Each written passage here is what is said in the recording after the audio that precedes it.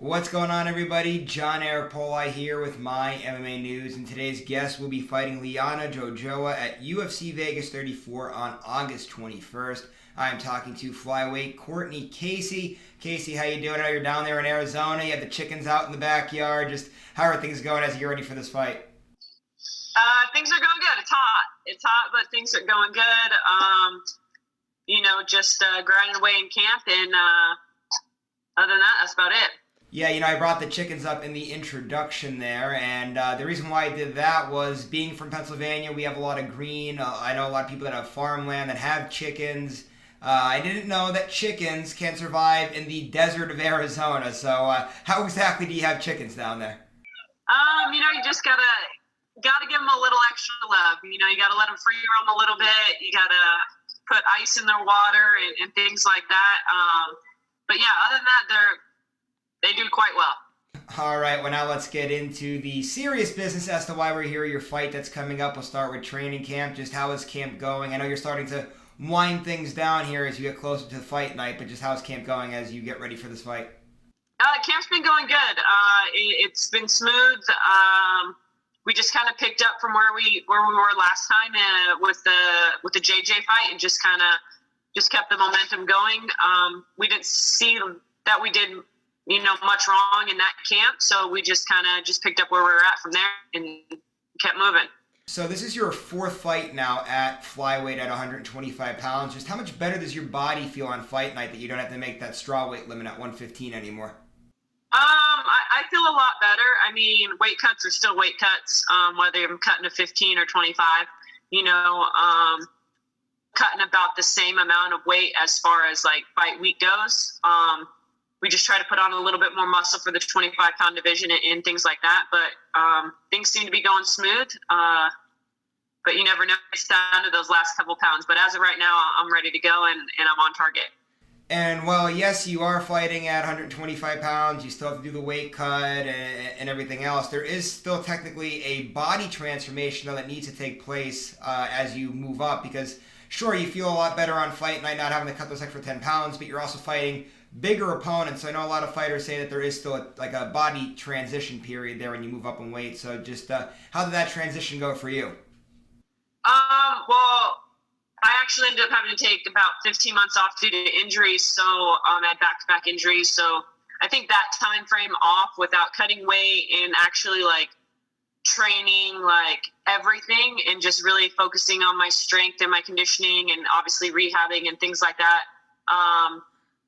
My body composition completely changed. In our mindset, we weren't going to 25 at that time, but since my body composition changed, I didn't think I was going to be able to make that 115-pound cut, and then also stressing my body with back-to-back injuries. We just decided to make the 25-pound weight division, and so far so good. So yeah, we're sticking with that for right now. All right, well, now let's get into Liana as an opponent here. Just what have you seen in her, and what's it going to take to get a win on fight night? I think she's a strong opponent. She's fought some good girls. She's a very strategic fighter. She likes to move back, but also move forward, but she's very strategic in her movement. She keeps everything pretty simple, straightforward. Her punches are pretty straight with her ones and her twos and things like that. She seems to be extremely strong on the ground, although it seems like her opponents are the ones taking her there, but she seems to fare well on the ground. So we're, like every other fight, we're trying to keep it standing and keep the pressure in our end of the court, as you may say. But yeah, other than that, just go in there and put it to her. And Cortney, I was watching an interview you just did recently with James Lynch. James is a great guy, a friend of mine, a friend of MyMMANews. In fact, he even still does some work for MyMMANews. He's always putting out great content. And in your interview you did with him, he made a point in it that I never even realized. And he was saying your last fight against J.J. Aldrich, it was a split decision loss for you. He said 50 media members had scored that fight in your favor. And you said you're used to that. All your decision losses, it seems like whenever it goes to the media members scoring it or fans scoring it, they all see it go in your favor. It hasn't went that way. So When you're going out there for this fight, are you looking to get a finish since you've had a few bad decisions go against you? No, every fight I go in, I try to get the finish. I think that's something, that's kind of kept me, getting those short notice fights and things like that. The UFC knows that I'm going in there trying to finish the fight. Like, I'm not trying just to squeak by victories and things like that and point fight. I'm going in there and trying to finish. Whether I'm standing, I'm trying to finish on the ground. I'm always looking to finish the fight. So, yeah, just always keep that mindset. And it seems to be, if I don't finish the fight and it goes decision, it doesn't go my way. So we're definitely trying to keep that out of the judges' hands. But again, we're both warriors. We're both trained to fight. And, we're also both trained to defend ourselves. So it's hard to get those finishes. But I definitely think if I can get it done within the 3 rounds, it'll be a good night for me. All right, Cortney, well, now that we've got all the hard stuff out of the way here, we're talking about your training camp, talking about fight night. I do want to end on a few lighter stuff. For example, there was a birthday recently in your household. It was your son's birthday. How'd you guys celebrate? He wanted to go to the lake, so we asked him what he wanted to do, and he said that he wanted to go to the lake, so that's what we did. With not COVID still being, super relevant here in Arizona, but people still trying to be safe and keep things small. We didn't want to have a big party, and so we were lucky enough to give him a experience, and that's what we called it. We decided to have a birthday experience instead of a birthday party, and we just got some, the family together who we see already on a, pretty regular basis, and we went to the lake, and it turned out to be a blast. He had fun on the jet skis and on the tubes and things like that. So it was a good time, and it was kind of perfect timing, right at the end of camp, have family and friends around and things like that.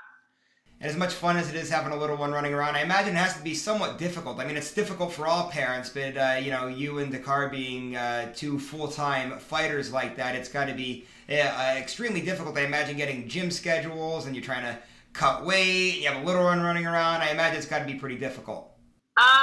It's tough at times, but he's really good. Like, he's been in the gym, atmosphere since he was born. So he kind of understands that when we're at the gym, it's work for us and it's playtime for him. So he tends to occupy himself for the most part. And we also have a lot of people, helping us out at the gyms that we go to. So, he's jumping on boxes and he's doing ladder drills and things with the other kids that are at the gym. We're over at Legendary Athletics where we do our strength and conditioning out of, and that's normally where me and Dre go at the same time to strength and conditioning. And there's a lot of high school kids that are there during the times we go. So they hang out with him. They all love him, and they love pushing him and seeing how high he can jump and all the things that he can do and how fast he can run. And he loves it. He just eats up all the attention. So it's good, but it is tiring when you get home and you want to wind down, and he's ready to go. He wants to play cars and he wants to get in the pool, and all I want to do is take a nap. And finally, Cortney, one last thing here as we wrap things up. I do want to ask about your soccer days. You were the Division I soccer player down at UTEP, the University of Texas, El Paso. Just tell everybody a little bit about your soccer journey that you had throughout life and competing at that high of a level at the NCAA Division I level.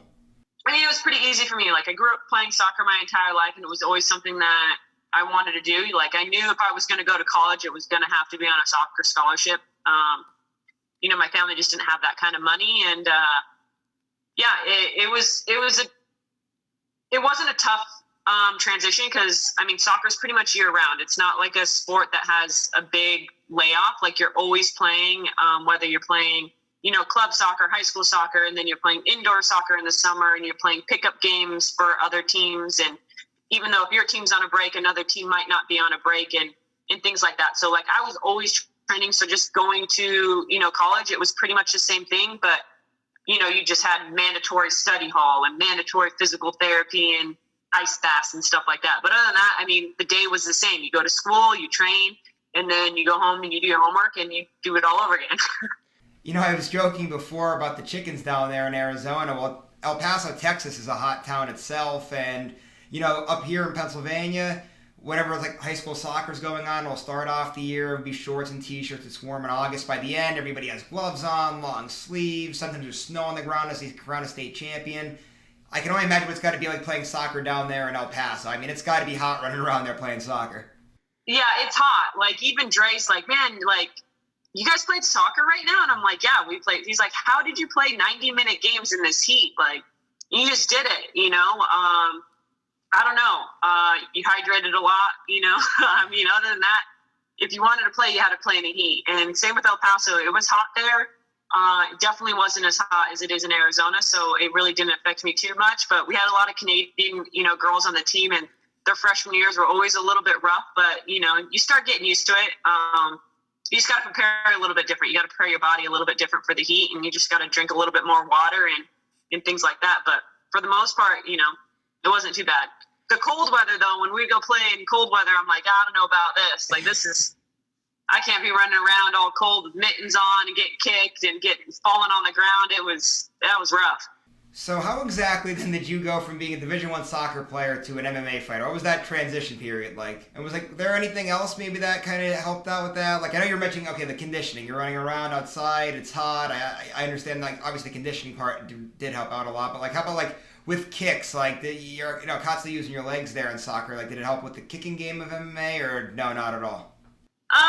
I mean, maybe if we were allowed to do like soccer kicks, like to the head and stuff like that to grounded opponents, like Pride Days, and I think like ONE FC, you can do that kind of stuff. But I don't know, your hip movements are a little bit different. It actually, you know, you used to kicking straight, so your hips are used to, you know, going this way, and now you're turning your leg over, so it's a little bit different. But I think like the footwork and things like that is where it comes in, those quick twitch muscles and stuff like that. But other than that, I really think it is the conditioning. All right, Cortney, last thing. I just want to wrap up here. We had a great conversation here today. Social media, management, sponsors, anybody that you have to give a shout out to, please feel free to do so. The floor is yours. At Casey on Instagram. I'm not very active on my Twitter, but that's castiron_Casey. And then obviously Zebra Mats, 8-Man, X Endurance, my management, Ruby Sports, and yeah, my gyms, Legendary Athletics, Golden Era, Tim Welch BJJ, and that's it. All right, guys, that's all the time we have here for today. Thank you, Cortney, for all the time here today. Again, Cortney's fight is on August 21st, so make sure you guys check out her fight, and also make sure you guys go to the bottom, click the subscribe button if you haven't done so yet. This way you'll get notified whenever I have more interviews that come out just like this one. And also, guys, keep going to MyMMANews, checking out all of our great content, and make sure you're checking out our social media pages as well. And speaking of social media, if you want to go ahead to Instagram or Twitter, you can follow me at John Eric Poli. Thanks, everybody. I appreciate it. We'll see you later.